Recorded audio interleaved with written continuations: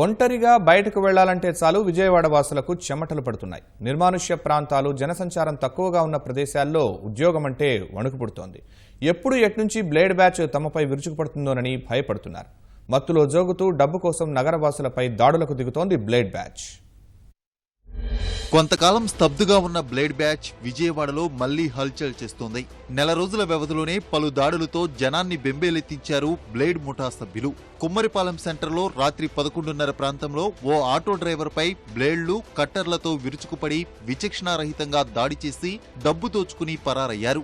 One town పరిధిలో ఓ రోజు అర్ధరాత్రి వరుసగా 4 వ్యక్తులపై దాడి చేసి డబ్బు లాక్కున్నారు.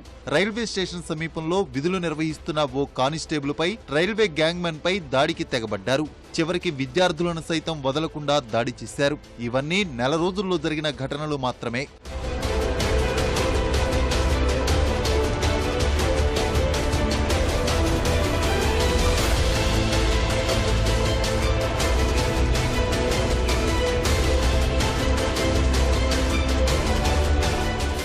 ఒంటరిగా వెళ్తున్న వారిని లక్ష్యంగా చేసుకుని దాడి చేసి డబ్బు తోచుకోవడమే ఈ బ్లేడ్ బ్యాచ్ లక్ష్యం.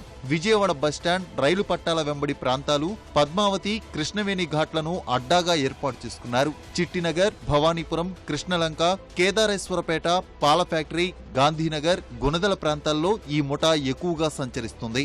డబ్బు కోసం వికృతంగా దాడి చేస్తారు. ఏం జరుగుతుందో తెలుసుకునే లోపే ఒంటి నిండా గాయాలు చేసి డబ్బు లాక్కెళ్లిపోతారు.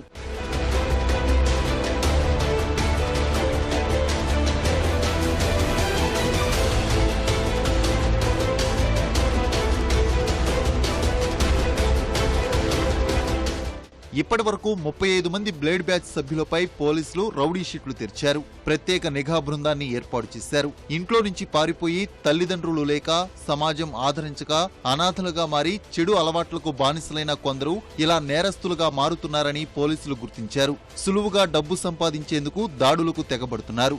రౌడీ షీట్ ఉన్న ముఠా సభ్యులకు టాస్క్ ఫోర్స్ పోలీసులు కౌన్సిలింగ్ ఇస్తున్నారు. ఈ క్రమంలోనే ఇటీవల కౌన్సిలింగ్ కు వచ్చిన 2 రౌడీ షీటర్లు ఒకరిపై ఒకరు విచక్షణారహితంగా దాడి చేసుకున్నారు.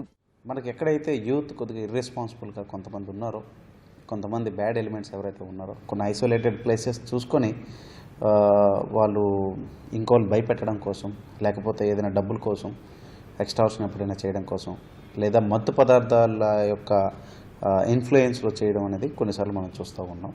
అటువంటి ఇన్సిడెంట్స్ జరిగినప్పుడు మనకి రిపోర్ట్ అవుతున్నాయి. బట్ పూర్తిగా ప్రతి ఒక్క గొడవ కూడా బ్లేడ్ బ్యాచ్ అనేది మాత్రం కరెక్ట్ కాదు. బట్ అన్నిటికీ దానికి సాధ్యమైనంత తొందరగా ప్రతి స్టెప్ తీసుకుంటున్నాం, ప్రాంప్ట్గా రెస్పాండ్ అవుతున్నాం. సో ఫిక్స్డ్ ప్లేస్ లేపడం వల్ల వ్యాగబౌండ్స్ని సర్విలెన్స్ చేయడానికి మనకు కష్టం అవుతుంది. బట్ ఫిక్స్డ్గా ఎవరైతే ఉన్నారో వాళ్ళందరినీ కూడా ఎప్పటికప్పుడు మనం మానిటరింగ్ చేసుకుంటాం, స్టేషన్ పిలుస్తున్నాం, కౌన్సిలింగ్ చేస్తున్నారు. బ్లేడ్ బ్యాచ్ ముఠా సభ్యులను కౌన్సిలింగ్ కు తీసుకొస్తే కొందరు బ్లేడ్తో దాడి చేసుకోవడం, గొంతు కోసుకోవడం వంటి చర్యలకు పాల్పడే అవకాశం ఉండడం వల్ల వారిని జాగ్రత్తగా విచారిస్తున్నారు. ప్రమాదకరంగా మారిన ముఠా సభ్యులపై వెంటనే చర్యలు తీసుకోవాలని నగరవాసులు వేడుకుంటున్నారు.